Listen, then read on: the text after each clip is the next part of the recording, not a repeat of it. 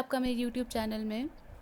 आज हम डिस्कस करने जा रहे हैं 31 जुलाई को जो हुआ था HP टेट नॉन मेडिकल का क्वेश्चन पेपर, उसका साइकोलॉजी पोर्शन। चलिए स्टार्ट करते हैं क्वेश्चन नंबर 1 से। The creative potential can be improved by, सृजनात्मक क्षमता को डैश द्वारा सुधारा जा सकता है। ऑप्शंस हैं प्रॉपर ट्रेनिंग, कंपटीशन, एक्टिविटीज़ या पनिशमेंट। तो जो क्रिएटिव पोटेंशियल है उसको इम्प्रूव किया जा सकता है प्रॉपर ट्रेनिंग से, सही प्रशिक्षण के द्वारा। नेक्स्ट है question number 2। Development is a pattern of change that begins at dash and continues through out the life. तो ये बहुत ही इजी क्वेश्चन है कि विकास परिवर्तन का ऐसा प्रतिरूप है जो डैश से प्रारंभ होकर जीवन पर्यंत गतिशील रहता है। ऑप्शंस हैं कंसेप्शन, बर्थ, इन्फेंसी, चाइल्डहुड। तो ये है बर्थ से स्टार्ट हो जाता है, थ्रू आउट द लाइफ जो है ये चलता रहता है।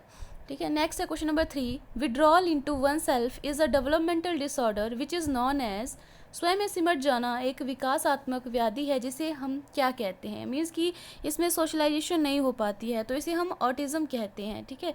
ऑटिज़म जो है, विड्रॉल इनटू वन सेल्फ को ऑटिज़म कहा जाता है। मीन्स इसमें जो पीपल होते हैं वो अपने आप में ही सिमट के रह जाते हैं, सोशलाइज नहीं हो पाते हैं। ठीक है। नेक्स्ट है knowledge of result is the same as, परिणाम का ज्ञान डैश के अनुरूप होता है। तो ये हम अपने से भी रिलेट करके देख सकते हैं कि अगर हमने जो लर्न किया है, हमारी लर्निंग कितनी है, उसके अकॉर्डिंग जो है हम अपना रिज़ल्ट जो है वो देख सकते हैं। अगर हमने कोई भी एग्ज़ाम दिया है, कोई भी टेस्ट हमने किया है, तो लर्निंग के अकॉर्डिंग हम अपना रिज़ल्ट खुद ही बना लेते हैं ना, नॉलेज ऑफ रिज़ल्ट। तो ये option C, that is learning.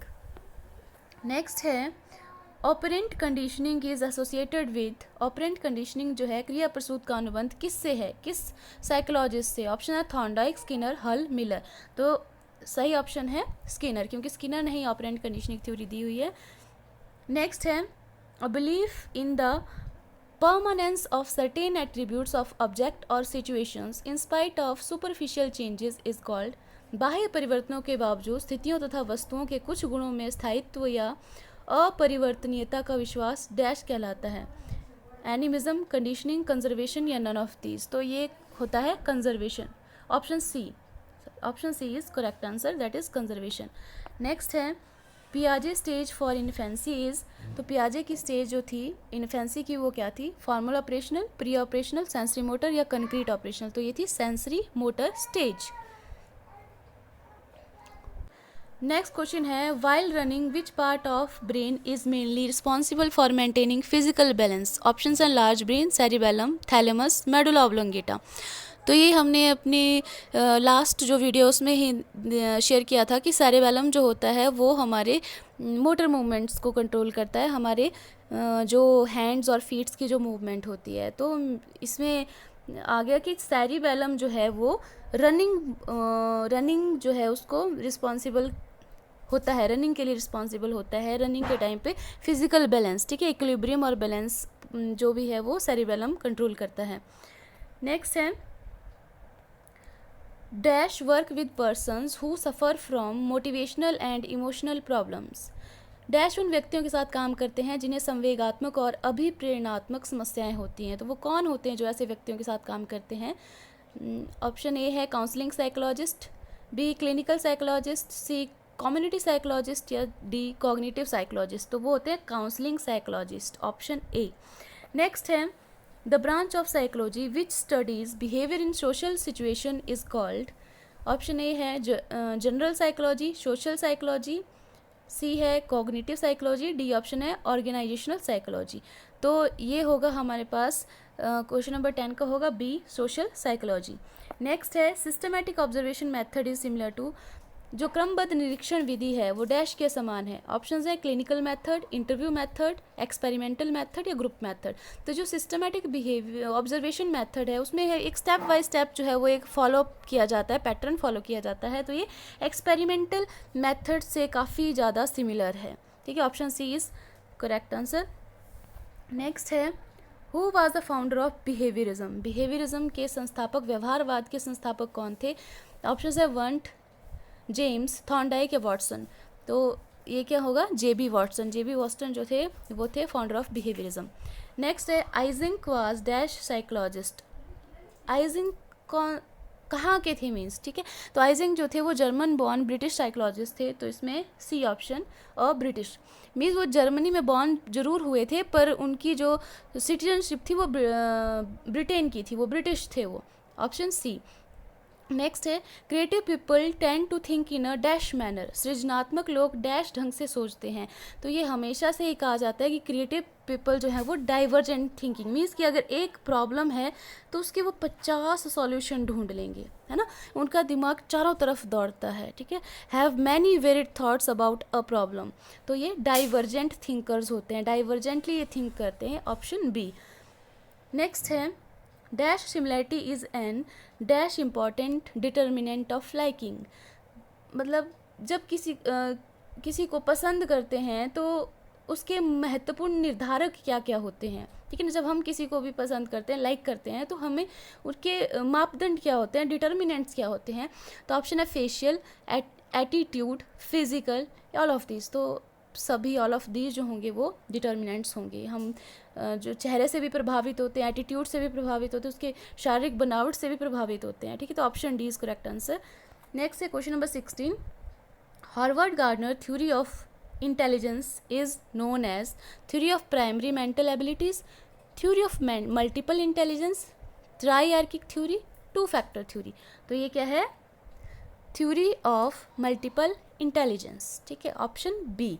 Next है in Pavlov's classical conditioning experiment food is a, जो पेवलोव का प्राचीन अनुबंध का सिद्धांत था उसमें भोजन क्या था, भोजन क्या था। ऑप्शंस हैं condition stimulus, uncondition stimulus, condition response या अनकंडीशन रिस्पॉन्स। जो हमारे पास फूड था वो था हमारे पास unconditioned stimulus, sorry uncondition stimulus means कि फूड ऐसा है ना कि अगर डॉग को नॉर्मली भी ऐसे फूड दिख जाए या स्मेल आ जाए तो सलाइवेशन अपने आप होगी, तो इसमें कंडीशनिंग करने की कहीं भी कोई ज़रूरत नहीं है, तो ये अनकंडीशनड स्टिमुलस है, ठीक है ना। सेम वैसे ही जो सलाइवा है वो क्या है, अनकंडीशनड रिस्पॉन्स। पर अकॉर्डिंग टू पेवलोव थ्योरी जो हमारे पास बेल रिंग है, बेल रिंग जो है वो कंडीशनड स्टिमुलस है, और बेल रिंग के बाद जो सलाइवेशन होती है वो कंडीशनड रिस्पॉन्स है, ओके। तो इसमें जो सही आंसर है that is B option.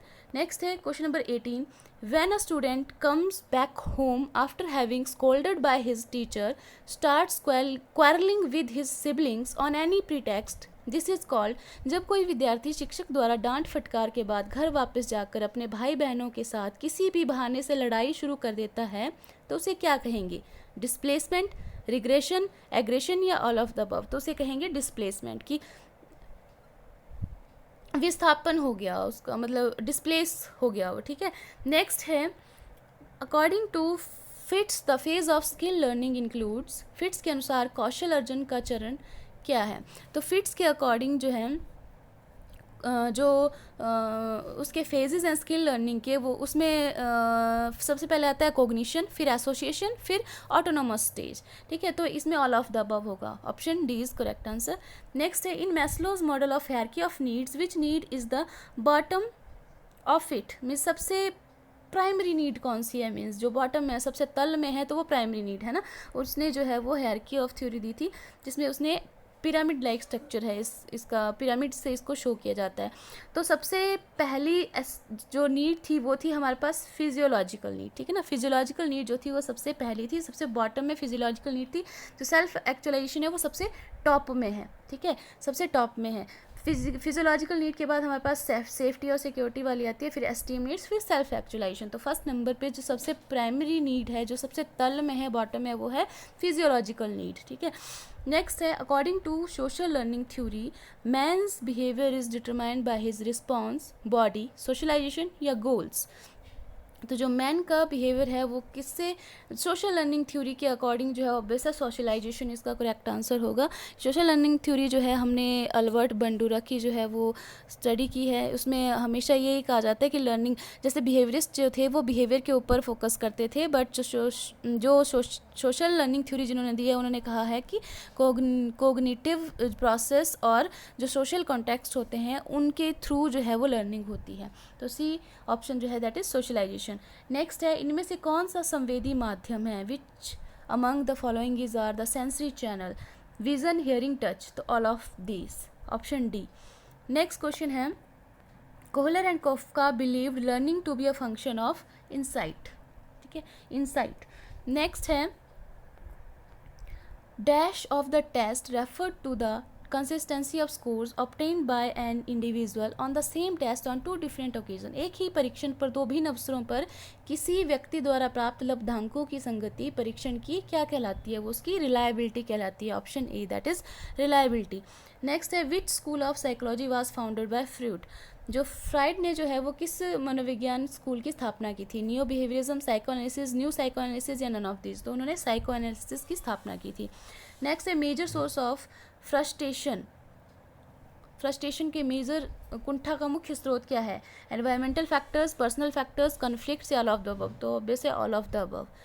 Next है encoding is a process of, encoding जो है वो किसका एक चरण है, किसकी एक प्रक्रिया है। ऑप्शन है फॉरगेटिंग, मोटिवेटिंग, मेमोरी या इमोशन। तो जो एनकोडिंग है वो मेमोरी का स्टेप है। मेमोरी में जो है वो एनकोडिंग, स्टोरेज एंड रिट्रीवल ये स्टेप्स होते हैं, ठीक है। नेक्स्ट है हमारे पास अ 13-year-old youth does a law breaking behavior, he will be considered as। 13 साल का युवक जो कोई नियम तोड़ता है, जो कानून के विरुद्ध होता है, तो उसे क्या कहेंगे, ठीक ना। जो लॉ ब्रेकिंग बिहेवियर है उसे उस क्या, तो उस 13-year-old जो युवक है उसको क्या कहेंगे, उसे कहेंगे जुवेनाइल डेलिक्वेंट, ठीक है, उसे कहेंगे जुवेनाइल डेलिक्वेंट, जिसने कोई कानून तोड़ा है। नेक्स्ट है हमारे पास R B Cattell made a personality test which is known as. जो आरबी कैटल है जिन्होंने पर्सनैलिटी टेस्ट दिया था उसे क्या कहा जाता है, उसे कहा जाता है 16 personality factor, 16 PF। Option C is correct. Next है attitude is a popular term which is related to heredity, learning, mind, behaviour. तो जो एटीट्यूड है ये जो पॉपुलर टर्म है ये रिलेट करती है बिहेवियर से, हमारे व्यवहार से, ठीक है। तो फ्रेंड्स ये थे जो चाइल्ड साइकोलॉजी का जो पोर्शन था HP टैट नॉन मेडिकल का। आई होप कि आपको वीडियो पसंद आया हो, तो प्लीज़ लाइक करें, शेयर करें और मेरे चैनल को सब्सक्राइब करें। Thanks for watching.